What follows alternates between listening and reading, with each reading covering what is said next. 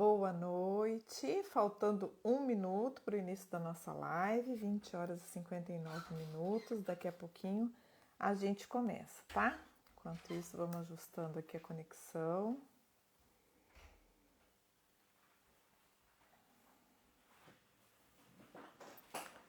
A apresentação.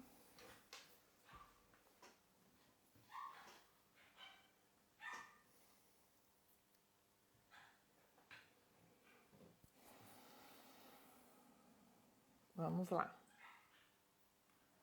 9 horas pontualmente, o pessoal vai chegando, sejam todos bem-vindos. Hoje a gente vai falar sobre a liberdade e sobre escolhas, né? Então, a importância da gente ter a liberdade de escolha, quanto escolher ter liberdade. Esse livro aqui, né, é o livro da Edith Eva Eger, acho que é assim que fala o nome dela. E ela é aí uma sobrevivente de Auschwitz, né? Esse é o segundo livro dela, foi publicado em 2019, não, acho que 2020, ela escreveu no final de 2019. E o primeiro livro dela se chama Bailarina de Auschwitz, onde ela conta com mais detalhes a história dela no campo de concentração. Boa noite, Alice, seja bem-vinda. Fátima, boa noite. Então, a gente vai falar hoje sobre a liberdade de escolha, né? A liberdade é uma escolha, se não tem como a gente não contextualizar, não falar das condições com que ela se encontrava em campos de concentração. E esse livro, assim, é uma gratidão imensa, né? Quero publicamente de novo agradecer a professora Graça Razeira, que foi a nossa entrevistada em agosto, no segundo sábado de agosto, que indicou esse livro pra gente, tá? Então, ao mesmo tempo em que a gente se sente grata desse experimento, né, de ter acesso a essas memórias, a essas informações, a essa realidade bastante crítica, ele nos causa um certo constrangimento, porque a gente de fato perde o direito de reclamar de certas coisas, de justificar o injustificável, de colocar a culpa e a responsabilidade do que acontece com a gente nos outros. Então ele vem bem de encontro com o nosso projeto em busca desse autoconhecimento, da gente se melhorar e ser um ser humano melhor para nós mesmos, né? Porque a nossa vida a gente merece ser feliz, né? É uma vida crítica, a gente tem muitos desafios, muitas superações, mas a gente precisa tirar proveito e aprendizado de tudo isso, tá? Então eu não vou demorar tanto aí nesse introito, nessa introdução. Quem tiver mais curiosidade sobre esse projeto de um livro por semana e uma live, né, todo sábado, procura aí nas lives anteriores, no feed, que vão ter essas informações, tá? E aí a gente começa já, porque é muita informação para pouco tempo, como sempre. Nós estamos estudando aí essa questão de mexer com o horário, né? Seja bem-vinda, Érica, Maria Alice, boa noite a todos. Aí a gente, por enquanto, a nossa live tem duração de 1 hora, então nós vamos até 22 horas hoje, tá? A gente começa falando do tema que está escrito aqui na capa do livro, ó. Lições práticas para libertar das nossas prisões mentais, né? Então, liberte-se das suas prisões mentais. E a Eva, a Edith, ela fala muito isso durante todo o livro, porque ela lembra sempre do que ela ouviu a mãe dela falar quando eles estavam a caminho do campo de concentração. Então, quando eles foram tirados de casa no vagão do trem indo para Auschwitz.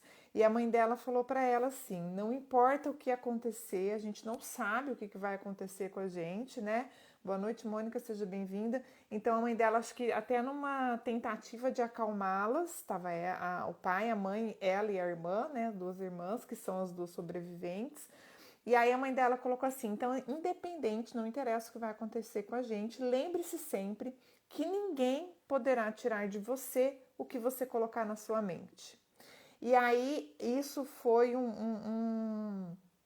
uma força dentro dela para passar todos os anos que ela passou dentro lá de Auschwitz, tá? Esse livro, a ideia não é fazer essa biografia, não é trazer essa história, isso ela conta no primeiro livro, que é a Bailarina de Auschwitz, mas ela traz essa realidade dentro de todos os processos de superação, né? Então, de abrir mão das nossas prisões mentais, de fato se libertar dessas prisões mentais e como fazer isso. No livro, todo o capítulo, são 12 capítulos, tem estratégias para se libertar da prisão que ela fala em cada capítulo, que isso sim a gente vai trazer na live, tá? Mas a gente não vai conseguir abordar todas as estratégias. Depois, se vocês quiserem, né, me peçam aí os slides, a gente faz um resumo aí das estratégias, porque são ações práticas. Mas ao longo da live, conforme a gente for falando esses processos do direito de escolha, da liberdade, da própria libertação, né, dessas prisões mentais, a gente vai falando também formas de fazer e de ter uma conduta mais proativa nesse sentido, tá bom?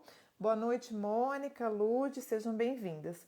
Então, as pessoas são prisioneiras da própria mente, né? Ela traz aqui que os nossos pensamentos e convicções determinam e quase sempre limitam como nós nos sentimos e fazemos, né, o que nós fazemos e o que consideramos possível fazer. Então, essa nossa forma de se manifestar, tudo começa na mente, no que a gente acredita que é possível, no que a gente dá abertura, dá brecha para acontecer ou não, tá?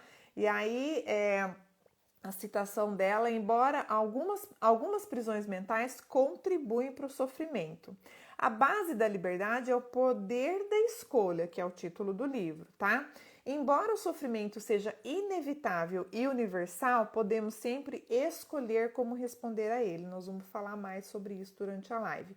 E aí ela traz aqui nessa introdução 4 categorias, vamos chamar assim, ou 4 indicações dentro do que ela se apoiou até dentro do processo da própria sobrevivência dela em Auschwitz. Então ela traz aqui alguns processos da própria psicologia positiva, que a gente vem falando já há alguns sábados, da TCC, que é a terapia cognitiva comportamental, cita Carl Rogers e cita Viktor Frankl, tá? Então, dentro da psicologia positiva, ela traz o processo da contextualização e definição do desamparo aprendido e do otimismo aprendido.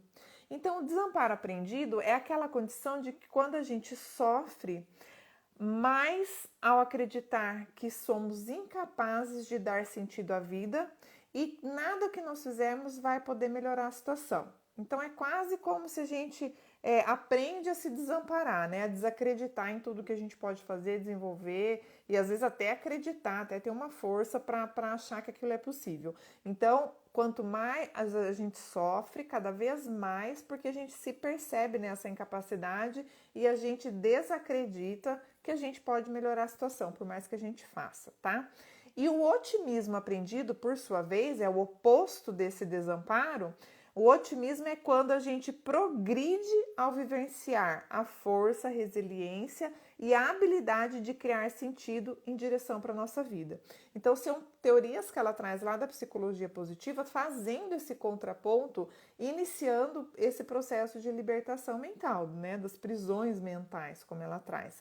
Então, nós é quem somos responsáveis e capazes de, através dessa força interna nossa, mudar esse processo e, ao invés de achar que nada vai fazer sentido, a gente criar sentido, né, e dar uma direção para a nossa vida, tá?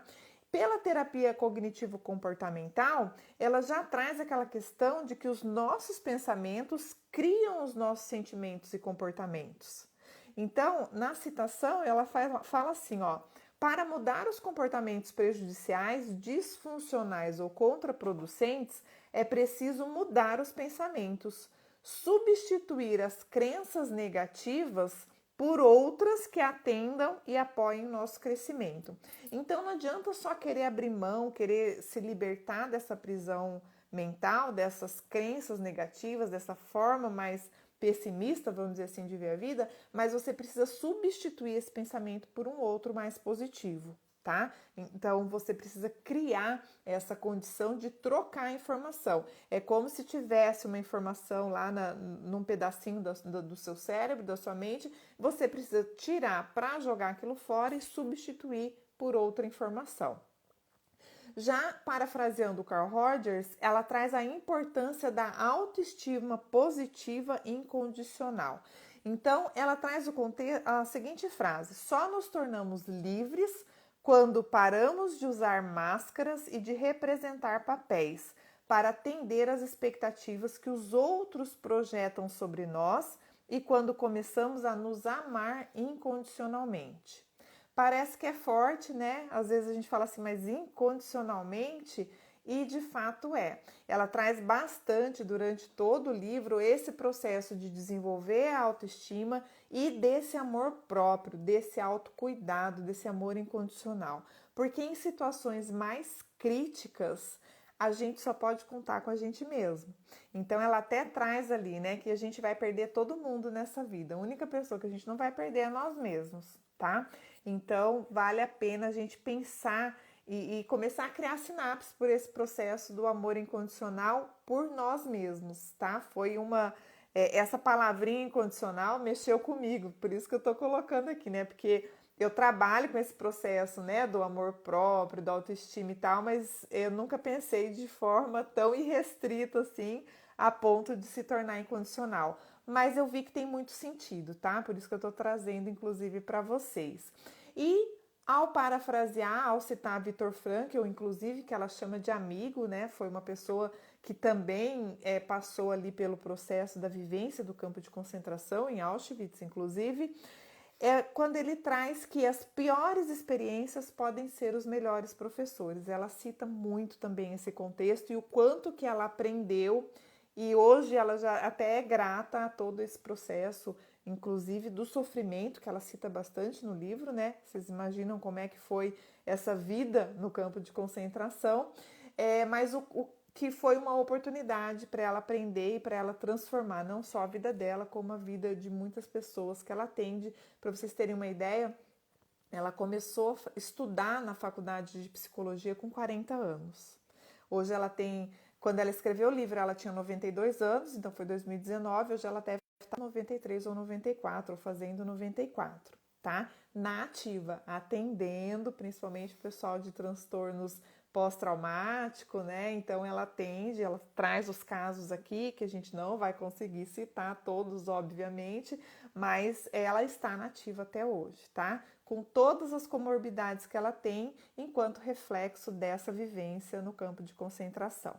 E aí ela cita, né, a hora que ela fala do Viktor Frankl, tem a citação assim, ó: a cura terapêutica, a satisfação e a liberdade resultam da nossa capacidade de escolher como reagir diante qualquer coisa que a vida apresente e dar sentido e propósito a tudo que vivemos, em especial ao sofrimento.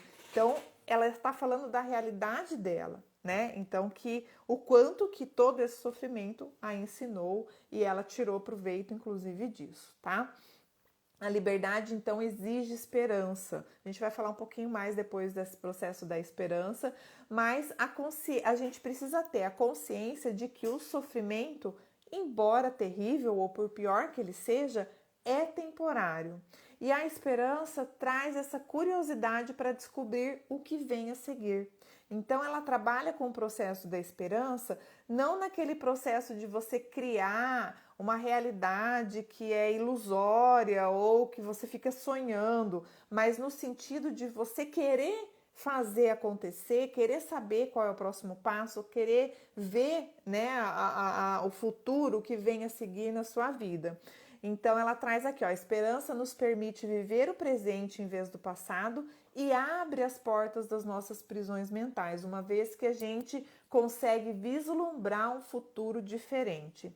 E aí descobrir a nossa força interior e o nosso poder de escolha.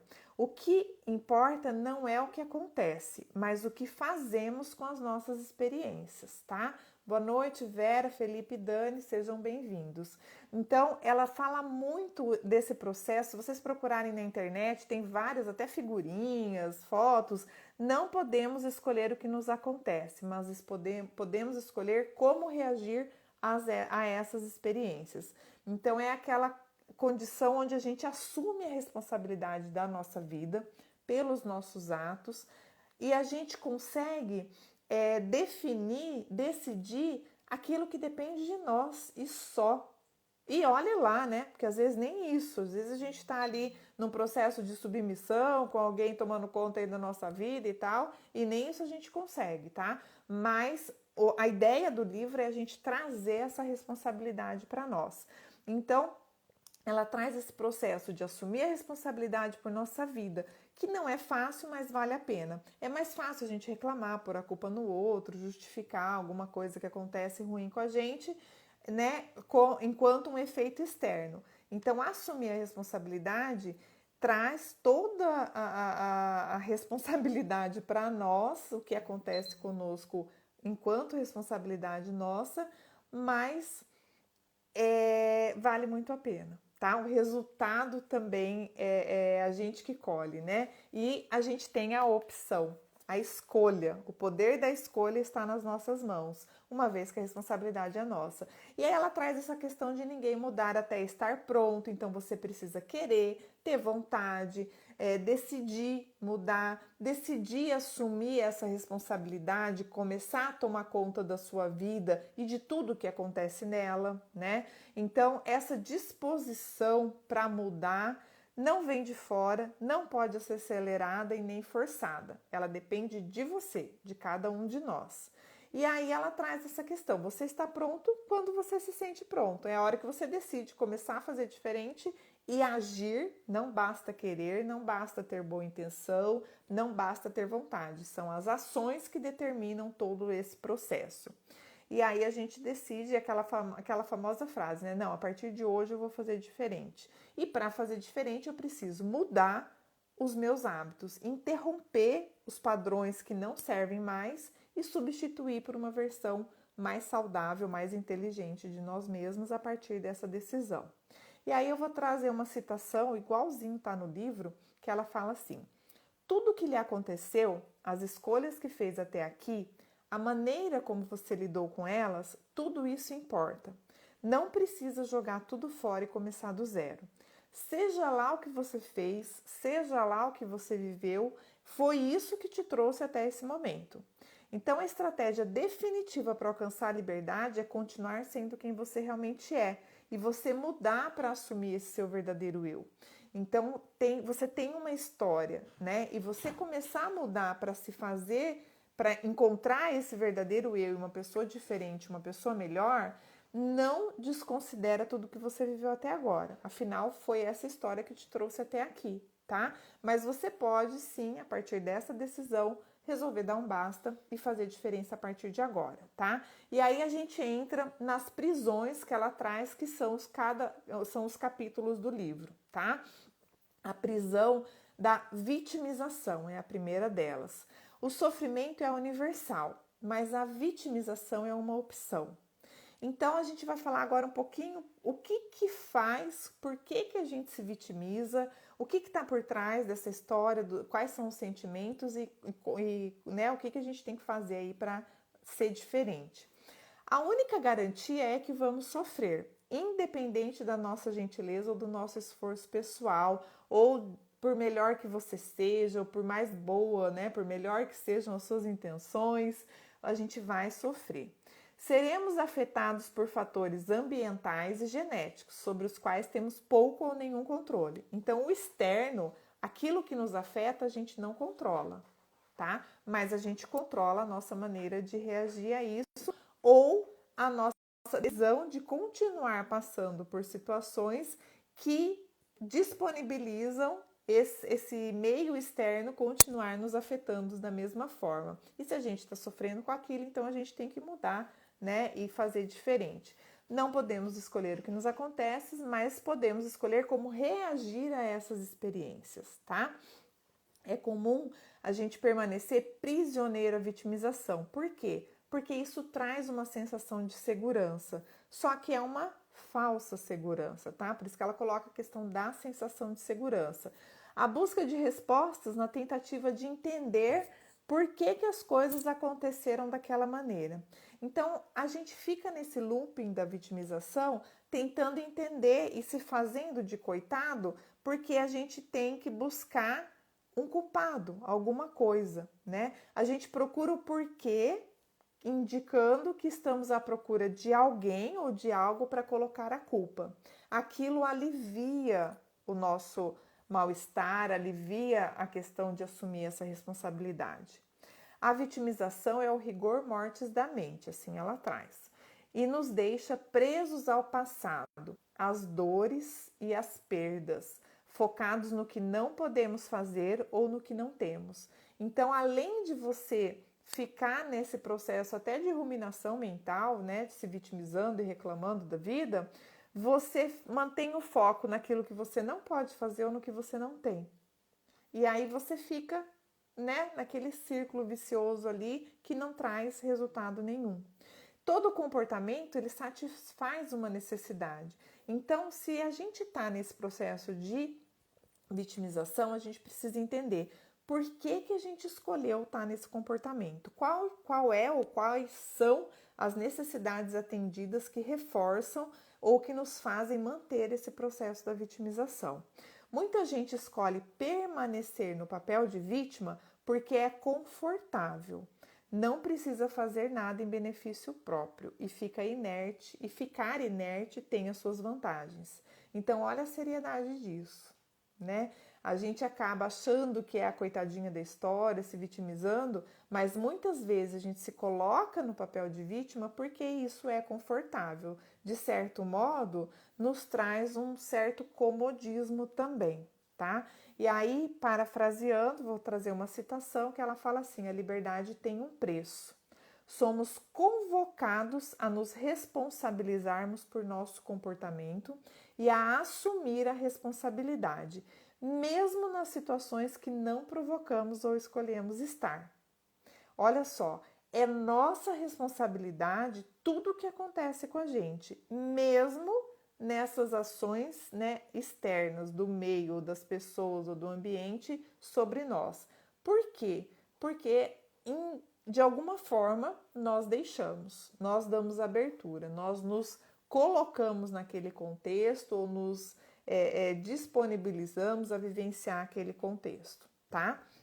Então, a posição de vítima oferece um falso alívio ao protelar o seu amadurecimento, né? E a principal razão para sair dessa posição é a chance de seguir em frente, de novo, trazendo esse processo aí da liberdade da escolha. Então, você começar, cansei, não aguento mais, né? Ó céus, ó vida, ó mundo cruel, então vamos fazer diferente, vamos começar a ter ações práticas para poder mudar esse nosso contexto. Já tem aquele velho ditado, né? Se você não está gostando dos resultados que você está tendo, faça diferente. Continuar fazendo a mesma coisa vai trazer sempre os mesmos resultados. Todos podemos encontrar força e liberdade, mesmo em circunstâncias terríveis. E aí você fala assim: ah, Renata, para você é fácil falar, né? Não é fácil falar e não é fácil fazer. Mas a hora que você pega no livro uma pessoa, olha a cara boa dela, gente. Uma autora toda quebrada, desculpa a expressão, tá? Que ela tem coluna quebrada, costela quebrada, toda, né, cheia de comorbidades, fora o processo psicológico. Você lê tudo que ela passou lá, que não tá aqui, tá a bailarina de Auschwitz, né? Deixa eu mostrar para vocês. Esse aqui, ó, é o primeiro livro dela, tá? A hora que você acessa essas informações e você não tem como falar que é difícil, que não dá para mudar, que nas circunstâncias difíceis, que minha vida é muito difícil, que eu não posso fazer nada, porque você não imagina o que eu estou passando. Acabou, a gente perde esse direito. Então, quem quer continuar assim, não leia o livro, tá? Nem o resumo, nem nada. É você quem manda na sua vida. Assuma o controle, tá? Então, a prisão da vitimização quase sempre se estabelece na infância. Então, ela vem aí de uma referência que a gente tem, devido a um processo de insegurança e a própria falta de autonomia. A gente briga com o pai, briga com o irmão mais velho, briga com o professor e tal, e desenvolve esse processo de vítima ou de se achar injustiçada desde a infância. E isso, quando a gente leva para a vida adulta, vem dentro de um processo de acomodação e isenção da culpa. Libertar-se da posição de vítima também significa libertar os outros dos papéis que nós lhe atribuímos. Então, em algum momento aqui a gente vai falar dessa questão do... Agora, não existe vítima sem opressor. Quando nos mostramos como vítimas ou colocamos outra pessoa nessa posição, reforçamos e perpetuamos a agressão. Então, se eu sou vítima, não existe a vítima sem um opressor. Quer dizer que tem alguém me oprimindo. Tem alguém que é responsável por aquilo que eu estou vivendo. Então, fica um ciclo vicioso dentro dessa perpetuação da agressão, né? De um querer cobrar, agredir o outro, tanto no processo de culpa quanto no processo de cobrança, que o outro é responsável por eu estar nessa situação. Não se pode eliminar as dificuldades ou apenas ficar bem mudando de perspectiva, mas a maneira como decide passar o tempo e investir sua energia mental com certeza afeta a sua saúde. Então você precisa começar a mudar essa questão lá do pensamento, mas não é só mudar a perspectiva, a gente tem que agir, tá? Então reconhecer a situação ruim, descobrir a melhor forma de conviver com ela. E em algum momento também a gente vai falar, o sofrimento, a dor, o que for causado, o passado está feito, não tem o que mexer, o que mudar. Então a gente precisa ver qual é a melhor forma de lidar com essa situação. Até que ponto eu preciso reconhecer esse mal sofrido ou vivido para poder superá-lo, para seguir em frente. Então ela traz aqui também, dentro das prisões, aí esse processo de né, assumir aquilo que aconteceu pra gente de ruim, porque muitas vezes a gente tende a minimizar, não foi tão ruim assim, não foi nada, a gente machuca, dói, rala o joelho, né, tá ardendo, e fala, não foi nada não, já passa. Então você tá, ó a incoerência daquilo que tá falando com aquilo que você tá sentindo, entendeu? Oi, Mônica, boa noite, seja bem-vinda, tá? Então, aprender um jeito novo de fazer o que antes era feito sem nenhum esforço faz parte do processo. E em toda crise há uma transição. Então, a gente parte de um ponto para chegar a outro, tá? Então, esse processo de saber onde a gente quer chegar, né, de ter uma visão de futuro, propósito de vida, ajuda bastante também. As experiências devastadoras são oportunidades de refletir e decidir o que queremos para a nossa vida. Quando escolhemos reagir ao que aconteceu seguindo em frente e descobrimos a liberdade que existe nisso, nos livramos da prisão da vitimização. Então, uma das formas de a gente conseguir superar e sair dessa condição de vítima é a gente reagir àquilo que nos aconteceu, né? Escolher pela liberdade, por um novo processo, por seguir em frente e se livrar dessa questão, dessa vitimização. A gente vai então criar, né, ou retomar um novo eu, uma nova forma de ser, uma nova visão de nós mesmos e, consequentemente, dos outros, né, do mundo, da nossa realidade. E nesse processo, assumir a condição da autorresponsabilidade. A gente teve uma live aí, acho que faz uns 2 meses, que fala sobre a autorresponsabilidade, o livro do Paulo Vieira, tá? Então, encare aquilo que é limitante e incapacitante como uma nova fonte de crescimento. Qualquer que seja o contexto, saia dessa prisão de vitimização, porque se culpar ou culpar o outro pelo seu estado não resolve o problema, não vai mudar e, de certa forma, até não é justo, né? Não é coerente com todo o processo. E aí a gente entra na prisão da negação. Ela traz aqui o oposto, que o oposto da depressão é a expressão. Então, dentro desse processo da prisão da negação, ela traz muita questão de se posicionar, de falar, né, de assumir. Então, ela traz aqui, tentar afastar o sofrimento e enfraquecemos nosso eu ou a pessoa que está sentindo algo ruim.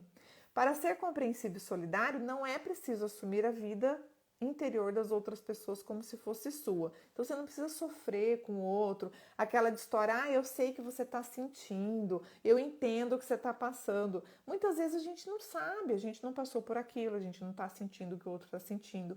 Às vezes a gente passou por uma situação semelhante que a gente conseguiu até superar de certo modo mais fácil, o outro para ele acabou o mundo. Então, sabe, não minimizar esses contextos, mas é assumir que aquilo está acontecendo, que é uma realidade inicialmente, e também que a gente precisa fazer alguma coisa para superar ou mudar aquilo.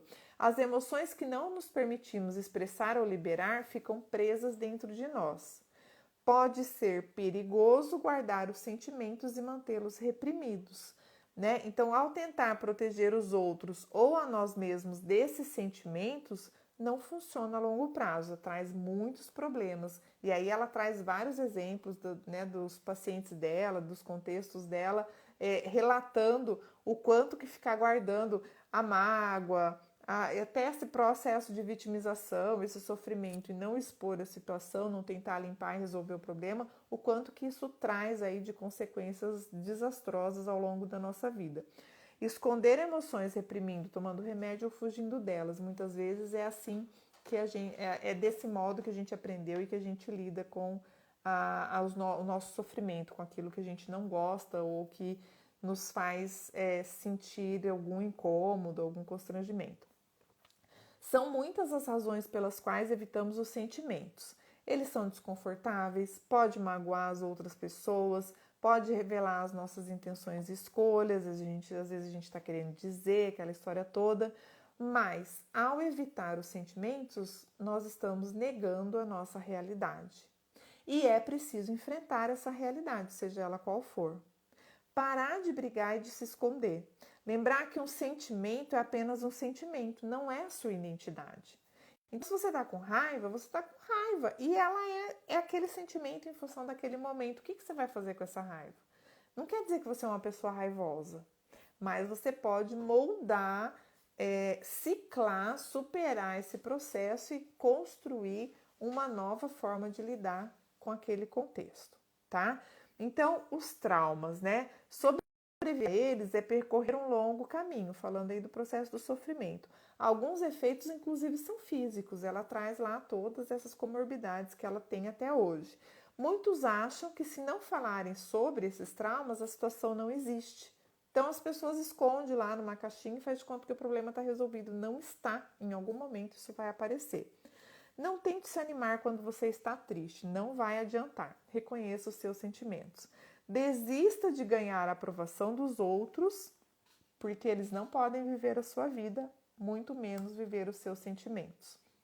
Às vezes, os sentimentos que ignoramos não são os mais desconfortáveis ou dolorosos. Às vezes, evitamos os sentimentos bons. Então, ela traz também que nesse processo, nesse aprendizado, né, nessa referência de que o que é ruim a gente não pode sentir, o que a nossa mente interpreta? O que é bom também não, né? A gente não pode sentir nada, entende?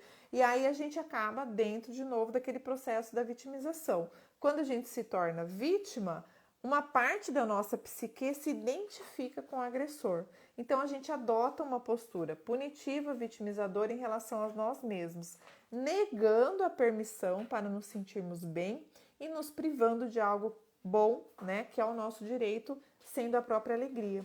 Ela traz várias situações, principalmente as vivências delas, onde ela achava que não, que estava errado, ela está feliz, onde ela achava que porque ela que sobreviveu, que ela não podia ter, entendeu? Como se ela não pudesse ter o direito de ter sobrevivido, já que tantas pessoas morreram. Então, traz um conflito na nossa mente esse processo. Mas quanto mais você exercita algo, mais você melhora, né? A gente também já trouxe esse conceito em alguma live, que é aquela questão que você se especializa, você fica super especialista, você fica bom naquilo que você faz mais. Então, ela traz esse contexto também, lembrando. Por quê? Porque a gente tem escolha. Você tem escolha, tem uma vida para viver em um propósito. Então você vive no presente, presta atenção no que é importante, no que te dá prazer e alegria. E reforça isso, ao invés de entrar no processo vitimista agressivo que muitas vezes a gente acaba entrando, tá? O resultado de enfrentar o passado e liberá-lo é seguir em frente. Então, quando nos habituamos a negar os nossos sentimentos, pode ser difícil até mesmo identificar o que sentimos dentro desse processo da confusão do que é bom, do que é ruim, né? Quanto mais viver o sentimento, expressá-lo e por fim liberá-lo, a gente pode confundir o pensamento com o sentimento. E aí ela traz as questões, né? Às vezes a pessoa tem uma ideia e ela fala assim: eu sinto que eu preciso fazer compra. Não é um sentimento. Eu tenho que fazer compra, tá faltando algumas coisas aqui. Então, é um pensamento, uma racionalização daquilo que eu tenho que fazer. Eu sinto que eu tenho que falar com fulano. Não, por que você tem que falar com fulano? Entende? Então, a gente precisa organizar essas ideias e essas realidades. Pensamentos são ideias, planos. Sentimentos é a emoção, essa energia que a gente tem que viver, tem que aceitar para poder aprender a lidar com eles. Muitas vezes os nossos sentimentos são reprimidos e a gente aprende isso desde a infância também. É preciso muita coragem para se permitir ser, sem ter que fazer nada em relação a nada, apenas ser. Tá? Então ela traz essa questão de novo aí desse verdadeiro eu, desse sentimento. Aí nós vamos para a prisão da autonegligência e dos segredos. Um dos nossos primeiros medos é o abandono. Então é muito perigoso a gente colocar a nossa vida na mão dos outros, tá? Dentro do processo aí da negligência. Você é a única pessoa com quem vai poder contar por toda a vida. É aqui que ela fala essa questão da gente se assumir, né? A fim de garantir aprovação, muito de nós acreditamos que somos amados por causa das nossas realizações, do papel que nós desempenhamos na família, ou porque cuidamos das outras pessoas, ou por causa do nosso sucesso profissional, no voluntariado, na amizade, seja qual for. E aí ela traz de novo aquela questão do amor incondicional, que nós devemos ser amados independente das nossas realizações. Nós devemos ser amados pelo que nós somos, por quem nós somos. Então, quando é dada tanta ênfase nas nossas realizações, a gente não consegue sentir esse amor. Por isso que o amor incondicional fica uma coisa longe, distante, porque se a gente não corresponder à expectativa alheia, a gente não se sente amado. Simplesmente né, pelo quem nós somos ou por quem nós representamos no sentido da nossa manifestação. Com bastante frequência, somos limitados pelas expectativas e pela sensação de que temos um papel específico, uma função a cumprir. E aí ela traz aquela questão da família, da pessoa, da boazinha, da irmã que é arteira, do filho mais bonzinho e dos estigmas que vamos construindo ao longo da nossa existência. A culpa está no passado, é a preocupação no futuro. A única coisa que você pode mudar é o aqui e o agora, o presente. E a única pessoa que você pode mudar é você mesmo. Então, olha só, né? Não tem muito para onde fugir, gente, depois dessa, tá? E escolher o amor é se tornar amável, com o processo de interdependência, né? Então, um relacionamento afetuoso, ele tem que estar embasado pela vontade das pessoas estarem juntas. Então, não adianta você querer sofrer, se vitimizar, porque você gostaria de estar com fulano, com cicrano. Ah, mas é a pessoa que eu mais gosto nesse momento, que me entende. Se ela não está disponível para você, se ela não quer, essa relação não vai acontecer, tá? Então, por isso é bom praticar o amor próprio, o autocuidado, assumindo a nossa responsabilidade e sem assumir demais a responsabilidade dos outros, né? Ou pelo problema dos outros. O nosso tempo, a nossa energia tem limite, a gente gasta e às vezes a gente fica cansado, então a gente não pode cansar de nós mesmos. A generosidade não é generosa se a nossa doação for à custa de nós mesmos, tá? Então, ela muitas vezes nos torna mártir ou alimenta o nosso ressentimento. Isso não é saudável. Amar significa que somos generosos e compreensivos com os outros, mas também com nós mesmos, tá? Então, você precisa começar a pensar aí como estruturar o seu tempo de modo a não se negligenciar, né? Quando você se sente livre, assume essa responsabilidade por ser quem você realmente é, se reconecta com as partes que precisou abrir mão, resgata a pessoa que não lhe permitiram ser. Começa a desenvolver aí um processo de autorrespeito, autoafeto e autocuidado, tá?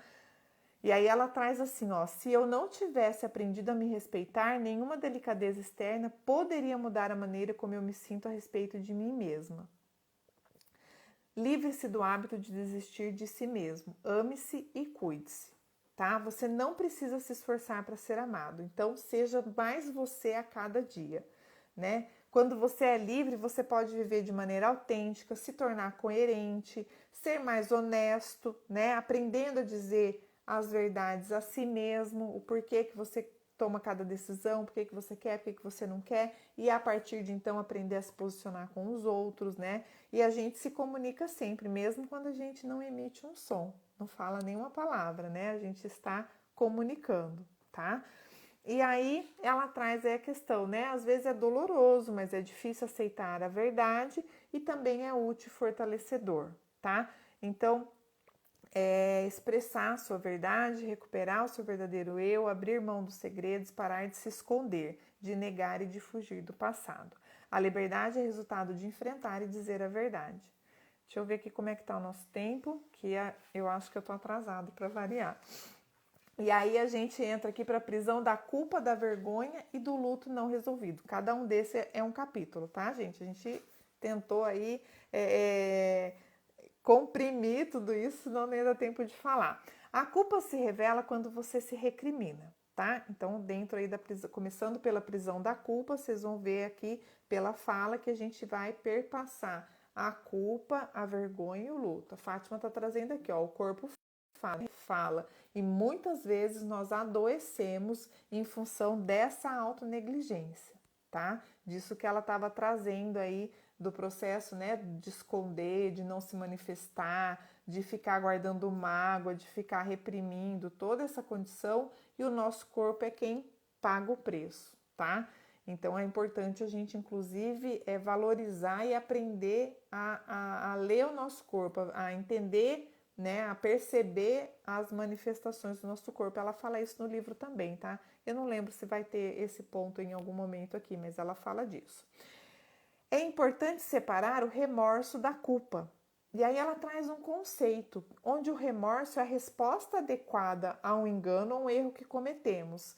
Significa aceitar que o passado não tem volta e não pode ser desfeito, e se permitir ficar triste com isso. Então, se a gente errou, se a gente está envergonhado, se a gente fez alguma coisa que não tem como corrigir, a gente tem o direito de se sentir mal, de ficar triste com isso e de tentar. E o que não for possível, a gente faz diferente da próxima vez, né? E a culpa, ela nasce da vergonha quando você não se acha digno, independente daquilo que você faz. Então, não é o remorso onde você reconhece o erro. É quando você, qualquer coisa que você faça, você acha errado, você não se acha digno desse processo, né? A Alice está trazendo ali, ó, o perdão nos liberta de toda a mágoa. Perfeito, Alice, nós vamos falar bastante de perdão mês que vem, tá? Inclusive, a nossa entrevista vai ser sobre esse tema. Muitas vezes, ser livre é aceitar o nosso eu imperfeito e renunciar a essa necessidade da perfeição. Até porque a perfeição não existe. Então, a gente não pode querer trabalhar com esse processo ilusório. A gente tem que ser realista. Muitas vezes, para contrabalancear a convicção de que somos problemáticos, buscamos a perfeição, esquecendo que somos humanos e, enquanto humanos, todos somos falíveis. Então, nós vamos errar em algum momento. A gente precisa desdramatizar esse processo. Óbvio que nós estamos aqui dentro de um processo de autoconhecimento, de melhorar, de nos melhorarmos, de sermos pessoas melhores, de vivermos melhores, né, e de fazermos mais o bem para os outros e para a humanidade, mas a gente precisa lembrar que a gente é falho e que em algum momento a gente vai errar. Assim como em algum momento as pessoas vão errar conosco, tá? E a gente precisa aprender esse processo. E aí a sugestão da Edith é que a gente escolha o significado das mensagens que a gente recebe. Que ninguém rejeita a gente a não ser nós mesmos, de acordo com essas mensagens, com a aceitação daquilo que a gente recebe. E aí ela traz que a rejeição é a palavra que nós inventamos para esse sentimento de não conseguir o que se quer. Tipo birra de criança, sabe? Então, quando a criança quer, porque quer, e a gente não dá ou não faz, aí ela se sente rejeitada, fica lá, né, desenvolvendo todo um processo daquilo que muitas vezes nem existe.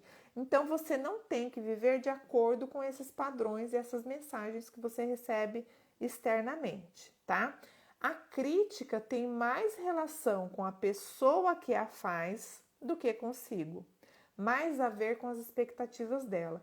Então, vale muito a pena a gente ficar atento às críticas, né? Escutar, receber o que o outro tem que falar pra gente, mas a gente precisa filtrar isso de acordo com o nosso verdadeiro eu, com a nossa realidade, com a nossa coerência, com a nossa verdade. Porque muitas vezes o outro fala conforme a frustração da expectativa que ela tinha da nossa reação, né? Que aquela pessoa tinha da nossa reação. Então, independente do feedback, do que a pessoa fala, da crítica que ela faz, e se você vai incorporar ou não, se você vai aceitar, se você vai mudar, ou se você acha que não faz sentido para você, né, aí uma estratégia já que ela traz. Você responde, obrigada por sua opinião, e siga em frente. Não adianta querer discutir com a pessoa, principalmente se for uma frustração dela em relação a você. Ela não vai nem escutar muitas vezes o que você vai falar, tá? Se a ideia é viver sem humilhações, não podemos deixar que as opiniões dos outros nos definam. Preste atenção no que está prestando atenção, pois é isso que vai reforçar. Então, lembrando lá daquele processo que conforme aquilo que você vive, é aquilo que você vai reforçar. Se você quer assumir o controle do seu pensamento, analise o que está fazendo e decida. Isso me fortalece ou me esgota? São perguntas que valem apenas serem feitas. Antes de decidir, pergunte-se: isso é gentil e carinhoso? Eu tenho liberdade de escolha. Eu quero entrar nessa onda, eu quero ser agressiva de acordo com aquela crítica que às vezes nem faz sentido, a pessoa nem está falando de mim, ela está falando dela mesma. Entende? Então é bom eu me perguntar para poder reagir adequadamente a qualquer que seja o contexto. Reconheça quando for magoada, então escolha o que vai ignorar e o que vai reforçar. Lembra? É o processo que está aqui na sua mente. Mude o hábito de minimizar a sua dor e se diminuir. Então, ignorar, escolher o que você vai ignorar, não quer dizer que aquilo não te ofendeu, não te machucou, que você é menos, que aquilo te define, mas você precisa saber quem você é para ter essa cognição, para se lembrar disso naquele momento crítico. Ao manter a modéstia, corremos o risco de nos tornar menos do que realmente somos, né? E aí vem de novo o processo do amor próprio.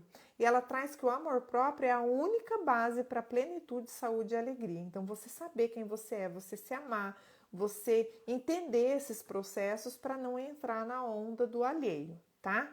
Quando começar a se curar, descobrirá um novo eu, lindo, cheio de amor e felicidade. Ela traz dentro de todo esse processo de reciclagem.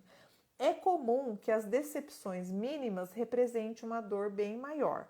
O que acontece quando uma experiência de vida não sai como queremos ou esperamos? Então, é normal a gente, se tiver uma expectativa muito grande e aquilo não acontecer, a gente se frustrar ou sentir esse processo da rejeição, da mágoa, de não se sentir amado, tarará, tarará, tarará.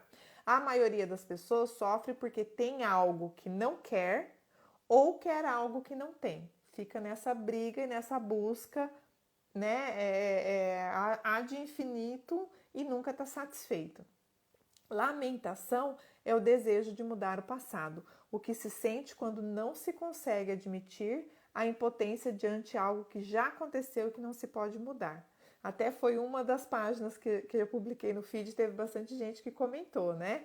Então, a gente precisa aí desse processo de entender, parar de se lamentar e parar de querer ter uma vida que não nos pertence ou de querer algo que a gente não tenha ou de ter algo que a gente não quer. Então, abre mão, vamos aprender a sobrepairar, fazer concessão, se posicionar, decidir as circunstâncias em que você quer estar ou não, que você não acha que não precisa mais passar, não precisa mais sofrer com aquilo, e aí você vai reciclando, ressignificando. A gente vem falando bastante pelas lives, né, do processo de ressignificação, que é isso que nos muda, que nos faz escolher esse ser diferente, esse bem maior para continuar a viver uma vida plena, tá? E aí ela fala um pouquinho do processo do luto em função das perdas, né?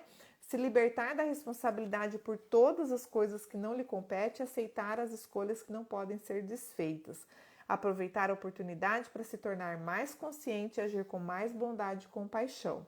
Então ela fala muito desse processo, ela traz o luto enquanto perda, né? Não só na parte do falecimento, da morte em si, mas das perdas das pessoas, da amizade, da confiança, de tudo que possa impactar a gente, né? E aí essa condição aí de aceitar o que pode ser feito e o que não pode ser feito. O que não tem solução, solucionado está, já diz o ditado, né? E ela traz que depois de uma grande perda, nada permanece igual. A gente normalmente revê as nossas prioridades e, de novo, a gente se reconecta com o nosso propósito, muitas vezes com mais alegria. A gente teve esse experimento aí com essa crise pandêmica que a gente está vivendo aí há quase 2 anos, né? Muitas pessoas pararam para rever, né, o seu estilo de vida, a sua profissão, o seu tempo de qualidade com as pessoas que você gosta, que você ama, né, valorizar as pequenas coisas. Então, muito disso a gente também aprendeu aí positivamente em função dessa crise aí do Covid, né?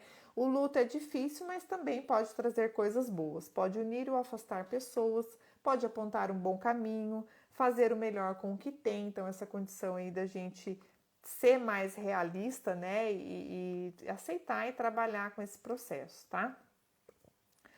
E aí eu vou falar aqui, eu acho que o nosso tempo já tá acabando, tá? 10 minutos a gente tem, então eu vou falar, acho que não vai dar tempo de passar todas as prisões, mas eu vou falar mais duas aqui, a prisão da rigidez e do ressentimento, que ela traz o processo do conflito. Então ela fala, o conflito é humano. Quando o evitamos, estamos nos aproximando da tirania e nos afastando da paz. Por quê? Porque se é humano e se a gente não quer que isso aconteça, a gente está sendo desumano. É isso que ela traz, como nos aproximamos da tirania. Qual é a ideia? Não é fazer de conta que não existe o conflito, ou fazer de conta que os problemas não acontecem ou que a gente não está sofrendo, mas a gente aprender a lidar com isso, saber passar por esse problema, por esse conflito, resolver esse conflito dentro de um processo de pacificação íntima, né? E aí ela traz a questão das limitações do pensamento rígido que pode ser difíceis, né, de reconhecer, muitas vezes cobertas de boa intenção. Mas se você tem um plano ou se você já está tentando mudar alguém, você não é uma pessoa livre. Por quê? Porque isso não é possível. Não é você que muda o outro, né? Ser livre é quando você aceita o poder de cada um fazer as próprias escolhas. Então, do mesmo jeito que você tem liberdade de fazer as suas escolhas, o seu filho também tem, o seu marido, a sua esposa, a sua filha, o seu patrão, o seu colega de trabalho, o seu amigo de voluntariado, quem mais? Os seus alunos, o seu vizinho do condomínio, o seu vizinho de casa. Então, todos temos esta liberdade de escolher, tá? Isso não quer dizer que você tem que concordar com o outro, nem que ele precisa concordar com você. Muitas vezes, decisões distintas sobre o mesmo processo pode ser a sua verdade, está certo para você, então faça aquilo que você decidiu, e o outro que decidiu diferente também está certo, pois é a verdade dele, de acordo com a história dele, de vida dele, tá? Então, ambos estão certos. Ser livre é abrir mão dessa necessidade de estar certo, né? Ela traz de novo processos das críticas, que não faz ninguém evoluir, né? E ajudar a gente a aceitar as pessoas como elas são, não como a gente espera que elas sejam. Então, deixar de lado a crítica e viver livres das expectativas irreais e da raiva que surge quando essas nossas expectativas não são atendidas. Então, é importante aí você desistir dessa necessidade de se defender. Todo mundo terá, né, que enfrentar em algum momento as pessoas agressivas. E aí ela traz uma frase que ela fala que me chamou muita atenção também, dentro do meu processo de reciclagem, óbvio, que ela fala assim, ó, não se defenda de um crime que você não cometeu. Então, se a pessoa está te acusando, está sendo agressiva com você, está fazendo alguma coisa e você sabe que aquilo não é a sua verdade, não se defenda daquilo. Primeiro, que a pessoa não vai escutar, não quer saber e não vai entender. E segundo, que aquilo não te representa, não te identifica, você não precisa falar nada, entendeu? Talvez, dependendo do contexto, vale a pena você registrar a verdade, você só se posicionar, não foi isso que eu disse, não foi isso que eu falei, não foi essa a minha intenção, não foi isso que eu fiz. Mas assim, só para constar nos autos, muitas vezes nem isso vale a pena, tá? E aí ela traz aí vários processos dentro dessa questão da rigidez, do ressentimento, de brigas, de agressões, fala até da questão, né, de agressão física, que você não deve admitir, vai embora imediatamente, porque senão você cria ali um processo, entra no desrespeito. Traz o processo aí das relações instáveis, que são complicadas, porém nada justifica a violência. Então, a gente tentar, né, compreender esse processo. E ela traz a questão do amor, onde o amor não é aquilo que você sente, é aquilo que você faz. Olha só, muitas vezes a gente fala, não, eu te amo, eu tô com saudade, eu quero te ver, tarará, mas passa 3 anos e a pessoa não te dá um telefonema, não manda uma mensagem de voz. Vocês não se encontram. Não tem uma demonstração de afeto, de carinho, entende? E aí, de novo, ela traz lá várias, né, relações, correlações dessa questão da ação. Que a intenção sem ação não resolve muita coisa, tá? E não expõe nada a ninguém, né? Então, ela traz o processo da gente voltar aí para a nossa plenitude, fazendo com que as nossas relações melhorem, tá? E aí ela traz a questão do medo, né? Prisão do medo, paralisante. Então, uma forma de superar isso é fazer algo que você nunca fez antes, entendeu? Então mudança é sinônimo de crescimento, você precisa evoluir, ao invés de andar em círculos, como ela diz. Então, assim, os tempos estão mudando, a gente precisa mudar junto, né? Parar de se apegar, decidir, escolher o que a gente deixa para lá, o que a gente quer, o que a gente almeja. Não interessa se as pessoas estão criticando, estão indo contra, não estão acreditando em você. Faça o que você acha que deve ser feito. Assuma a responsabilidade pela sua vida, pelas suas decisões, né? Então, assim, ela traz lá o processo de que o medo e o amor, eles não podem coexistir, não tem lógica, não tem coerência, é um paradoxo que não se conversa, né? Então, essas questões aí de gente também trabalhar dentro da nossa reciclagem com o processo de linguagem. Então, ela fala, a linguagem do medo é a linguagem da resistência. Então, elimina do seu vocabulário, não consigo, vou tentar, né? Ela traz aqui, para de tentar e começa a agir. Então, uma ação positiva, né? O crescimento, o aprendizado e a cura, elas acontecem pelo que você faz, pouco a pouco, em seu benefício. Construa a vida que você quer e isso vai se alastrar, isso vai refletir nas outras pessoas, no benefício que você traz às outras pessoas. E aí o que os outros pensam a respeito de você é problema deles. Claro que você tem que se responsabilizar pelo aquilo que você transmite, mas nem todo mundo vai compreender, vai entender ou vai aceitar. Às vezes essas pessoas não querem que você seja daquela forma. Aí tem todo um processo, né, de submissão, enfim. Mas a questão é que você é responsável por aquilo que você faz, por quem você é, independente do que as pessoas pensam ou acham, tá? E aí entra na prisão do julgamento e da desesperança. Então, você, né, ao acabar com o processo de intolerância, que ela traz muito esse processo, você começa consigo mesmo, deixar de julgar e escolher a compaixão. Então, são aquelas substituições que ela diz lá desde o começo do livro que ela vai fazendo, tá? Então, quando a gente herda um legado difícil, ela traz que a gente reage de duas maneiras, ou resiste ou a gente se dissocia daquilo. Ou seja, ou a gente enfrenta ou a gente foge. Né? Então, os pequenos gestos de aceitação, atenção, afeição ajudam nesse processo, tá? De substituir o julgamento pela compaixão, reconhecer a humanidade que temos em comum e praticar o amor, tá? E aí ela traz uma frase que eu gostei bastante também, ó. É tentador odiar quem odeia.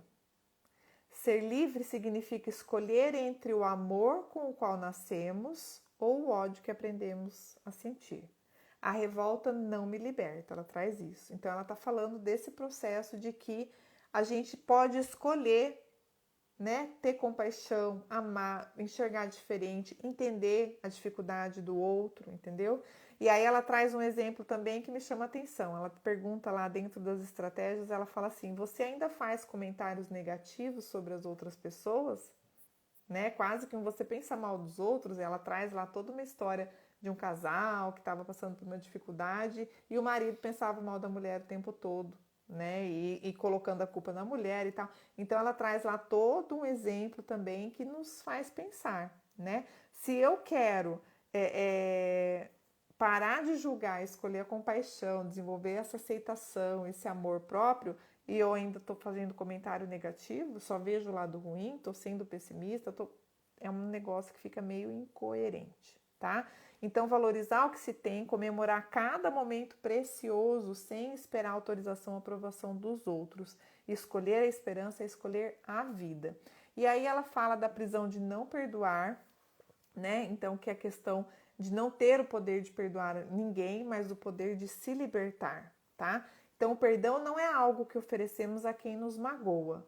É algo que oferecemos a nós mesmos para que não sejamos mais vítimas ou prisioneiros do passado e possamos parar de carregar um peso que não oferece nada além do sofrimento. E aí tem várias estratégias, né? Grita, esmurra o seu travesseiro, vai para uma estrada, grita, chama alguém, conversa com a pessoa da sua confiança, mas se liberte, né? Então, sua vida só depende de você. Não deixa a raiva explodir, não vai desabafar, né? Ela coloca que o desabafo pode parecer catártico na hora, mas as outras pessoas pagam a conta. Então, essa expressão não é sair, desculpa a palavreado, não é sair vomitando tudo na cara de todo mundo, entendeu?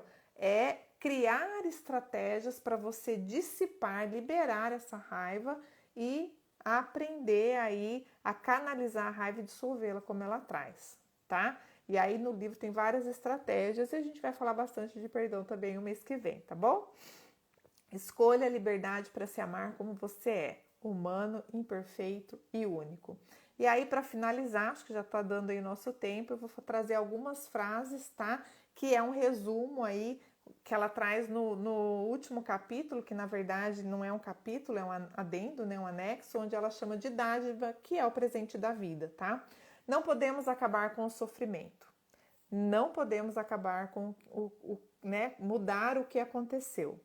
Mas podemos escolher descobrir as benesses da nossa vida e aprender a valorizar tudo, inclusive a ferida, enquanto aprendizado. As piores circunstâncias, aí é a frase dela, tá? Fala dela. As piores circunstâncias me deram a oportunidade de descobrir forças interiores que me ajudaram a sobreviver inúmeras vezes. Quando ela traz essa questão, né, ela traz lá um exemplo que ela estava em cima de uma montanha de cadáveres e as pessoas estavam começando dentro de um processo de canibalismo para sobrevivência.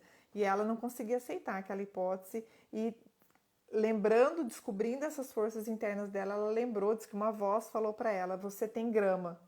E aí ela passou a comer grama e não precisou desenvolver aí esse processo de sobrevivência através do canibalismo.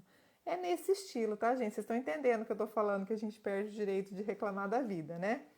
A vida, mesmo com seus inevitáveis traumas, sofrimentos, lutos, angústias e mortes, é um verdadeiro presente para nós, tá? E aí, por fim, ela fala assim: talvez eu tenha sobrevivido para mostrar às outras pessoas como escolher a vida, ter a oportunidade de decidir que tipo de vida você quer ter. Tudo bem sorrir, tudo bem ser feliz. Então, trazendo aí nesse processo, né, de desdramatização e de assunção da responsabilidade e da escolha para uma vida plena e uma vida feliz, tá bom? Não teve jeito, passamos 2 minutos, eu peço desculpa a vocês, mas desejo aí uma ótima noite, né? Fim de noite de sábado. Obrigado por estarem conosco e nos vemos sábado que vem, tá bom? Terça-feira eu posto a indicação do livro da semana. Ótimo domingo, tenha uma excelente semana e até a próxima. Beijo!